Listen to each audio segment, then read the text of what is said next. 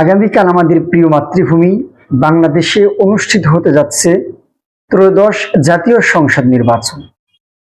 ইনশাআল্লাহ আমরা প্রত্যেকেই চেষ্টা করব সেখানে অংশগ্রহণ করে আমাদের মূল্যবান ভোট প্রয়োগ করার জন্য। নির্বাচনের একেবারে শেষ মুহূর্তে এসে আমি পবিত্র কোরআনের একটি আয়াত স্মরণ করে দিতে চাই। আল্লাহ তাআলা পবিত্র কোরআনে সূরা বাকারার মধ্যে বলেছেন, ওয়ালা তালবিসুল হাক্কা বিল বাতিল ওয়া তাকতুমুল হাক্কা ওয়া আনতুম তা'লামুন। আল্লাহ বলেছেন, তোমরা সত্যকে মিথ্যার সঙ্গে মিশ্রিত করো না, সত্যকে তোমরা গোপন করো না। যখন তোমরা সত্য এবং মিথ্যা উভয়টি সম্পর্কে জেনেছ, উভয়টি সম্পর্কে অবগত হয়েছ।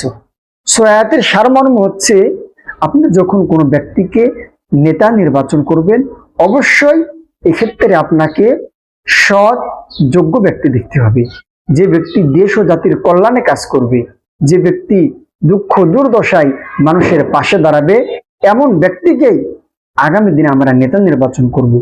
আগামীকালকে আমাদের মূল্যবান ভোট অধিকার প্রয়োগ করার পূর্বে, ভোট দেওয়ার পূর্বে আমরা আজকে সর্বশেষ রাত্রে ঘুমানোর সময় একবার একটু চিন্তা করব, আমি আমার মূল্যবান ভোট অধিকার দিয়ে আগামী দিন তাকে নেতা নির্বাচন করতে যাচ্ছি। আপনি মনে রাখবেন, আপনার একটি ভোট আগামী 5 বছর দেশ কিভাবে পরিচালিত হবে, কোন রুলসের উপরে, কোন নিয়মের উপরে দেশ পরিচালিত হবে, এটা নির্ভর করছে। আপনার একটি ভোট অনেক বেশি গুরুত্বপূর্ণ। এজন্য আমি আবার রিকোয়েস্ট করছি, আপনার মূল্যবান ভোট অধিকার দেওয়ার পূর্বে অবশ্যই আপনি চিন্তা করবেন কাকে আপনি আগামী দিনের নেতা নির্বাচন করতে যাচ্ছেন। এবং নবীজি সাল্লাল্লাহু আলাইহি ওয়াসাল্লাম সহিহ বুখারী এবং মুসলিম শরীফের মধ্যে বলেছেন, যখন তোমরা কোনো ব্যক্তিকে নেতা নির্বাচন করবে, তোমাদের সমাজ, তোমাদের দেশের মধ্যে যখন কোনো ব্যক্তিকে তোমরা আমির নিযুক্ত করবে, অবশ্যই তোমরা এক্ষেত্রে সৎ যোগ্যবান ব্যক্তিকে পায়ের উঠে দিবে।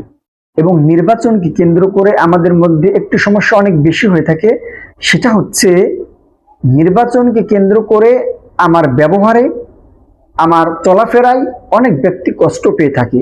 আপনি একটি কথা মাথায় রাখবেন, যিনি নেতা হওয়ার তিনি নেতা হয়ে যাবেন, বাকি আপনি যে ব্যক্তির সঙ্গে খারাপ আচরণটা করলেন, মন্দ আচরণটা করলেন, এই ব্যক্তি কিন্তু চিরদিন আপনার এই খারাপ ব্যবহার, আপনার এই মন্দ ব্যবহারটা স্মরণে রেখে দিবে।